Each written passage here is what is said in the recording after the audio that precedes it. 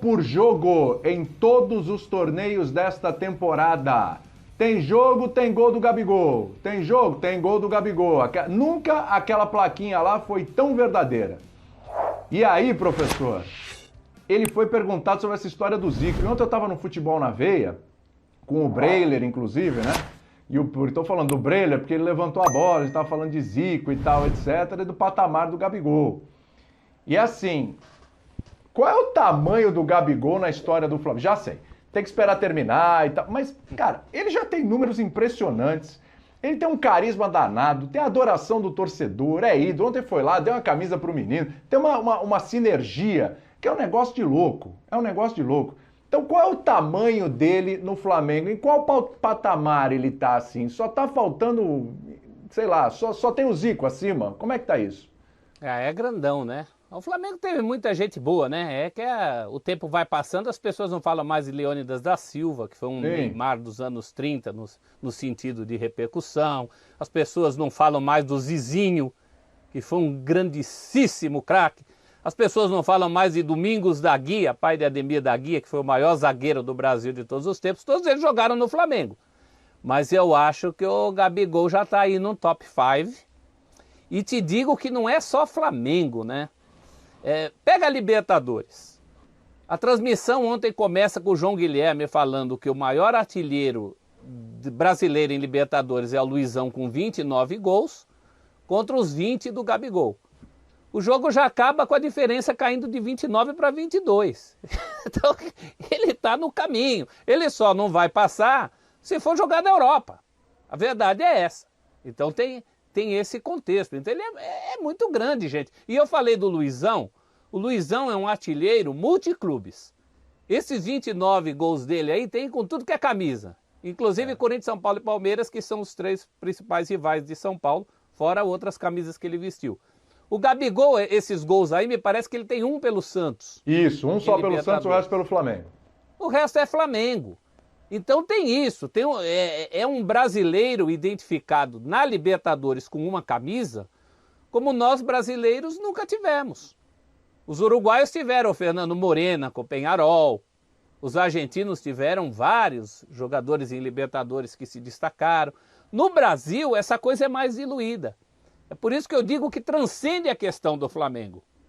Ele está se consagrando, quebrando recordes em competições.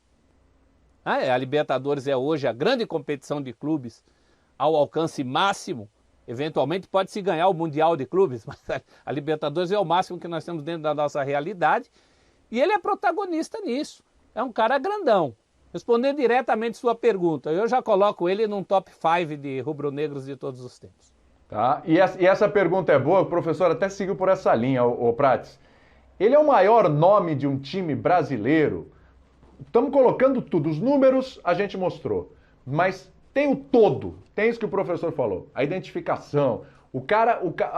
Só um gol é por outro clube, que foi o Santos, o resto é tudo pelo Flamengo. Tudo Flamengo. Enfim, ele é o maior nome. William, é uma boa pergunta essa, porque se a gente levar em consideração, além do jogador, né, além do que ele joga, dos gols que ele faz, também a figura, né, personagem, a repercussão que tem, ele é um dos principais nomes, talvez seja o grande nome, assim, em relação ao que ele representa para o Flamengo. E hoje, para um clube do futebol brasileiro, acho que possivelmente sim seria a resposta aí, viu, William? Para não ficar assim no muro. Porque ele realmente, concordo com o professor, o nome do Gabriel na história do Flamengo me parece que é um nome que já está entre os 5, os 10 principais jogadores da história do clube. Faz parte de um time que é muito vencedor. Isso com certeza. Né? De 2019 para 2021 agora. É um time que ganhou 2 campeonatos brasileiros, ganhou uma Libertadores com participação direta dele, fazendo 2 gols em 2 minutos na final contra o River Plate em Lima, que ali também é um momento também de um outro salto do Gabriel dentro da história do Flamengo. Me parece que é o grande nome sim, William. É o grande nome sim pelo que ele representa, além do time, né, que é muito bom o time que ele joga, além da figura dele. É uma figura assim que causa sempre algum tipo de repercussão, positiva e negativa. A gente já fez críticas aqui ao Gabriel diversas vezes em relação ao comportamento, em relação a não admitir erro, não aceitar que ele possa ter cometido algum tipo de equívoco, engano e pedir desculpa. Isso está no pacote também. E dentro de campo ele joga muito. Ele joga muito, ele é um grande jogador. acho que ele realmente está na história do Flamengo, aí, entre os 5 principais nomes da história do clube, porque, entre outras coisas, joga em um time que é muito forte, um time que é vencedor, e ele faz parte diretamente desse capítulo vencedor do Flamengo. Ô William, só antes de você passar para o Abel, pode falar. É justo lembrar o Dida, que era o maior artilheiro do Flamengo, o ídolo do Zico, até o aparecimento do Zico. Até por isso aí eu fico na dúvida no top 5, porque você já tem que pôr Zico, Leônidas da Silva, Zizinho, Dida. Aí começa, né? Domingos da Guia era um zagueiro. O Gabigol pode entrar no lugar do Domingos da Guia.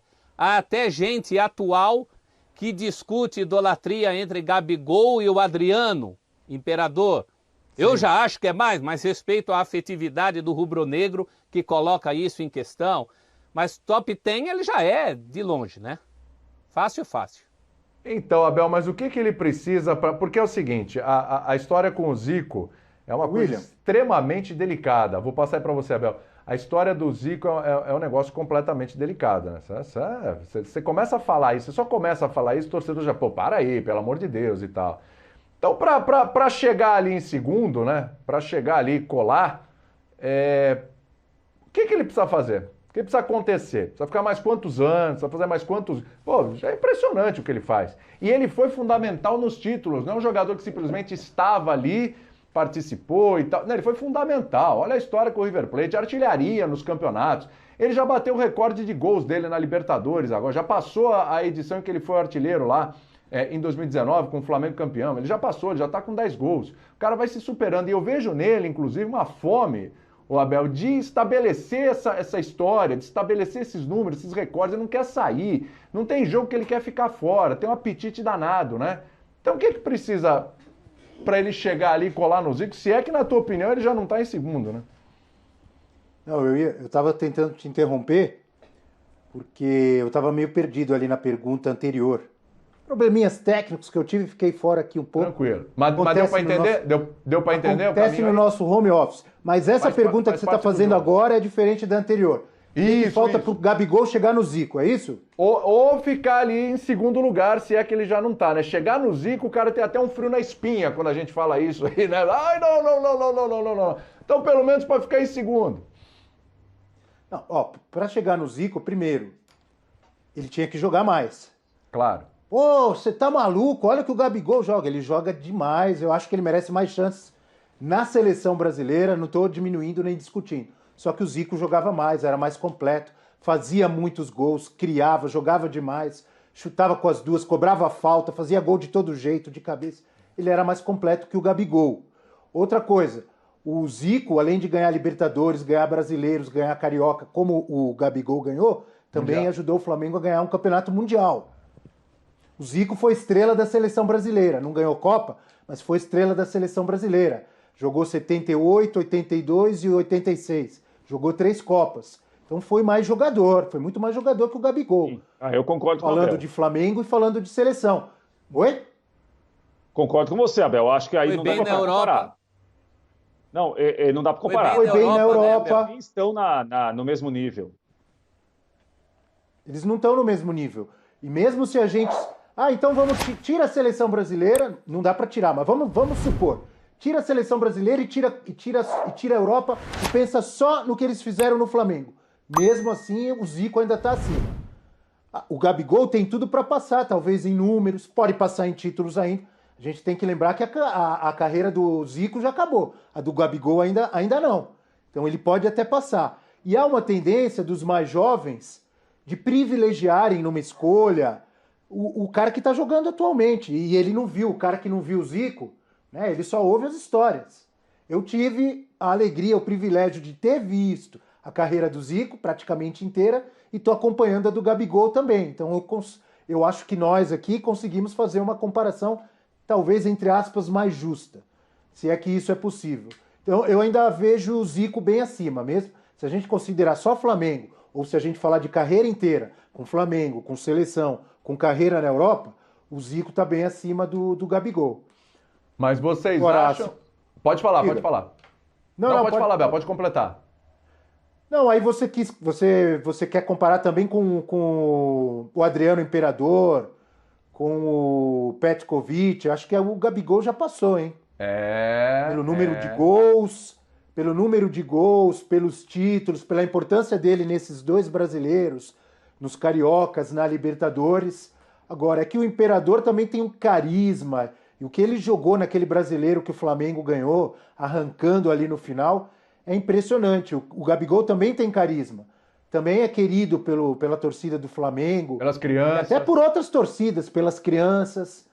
Eu acho que o Gabigol já passou, hein? Né? O Zico tinha essa empatia.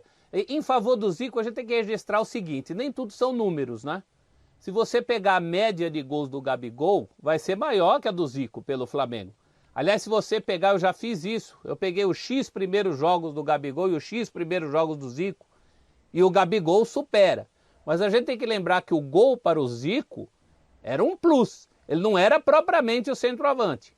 Ele era o antigo meia esquerda ali. Então são raros os meias esquerdos. Aliás, eu digo que camisas 10 artilheiros não são todos. Era o Zico, o Platini tinha uma característica como essa. E mais, o Zico na Itália, pela Udinese, que era um time médio, até hoje não passa de um time médio nos seus melhores momentos, pela Udinese o Zico foi vice-artilheiro do campeonato italiano, atrás só do Platini, que era da poderosíssima Juventus. Então a gente tem que colocar essas coisas no prato também, como colocou o Abel.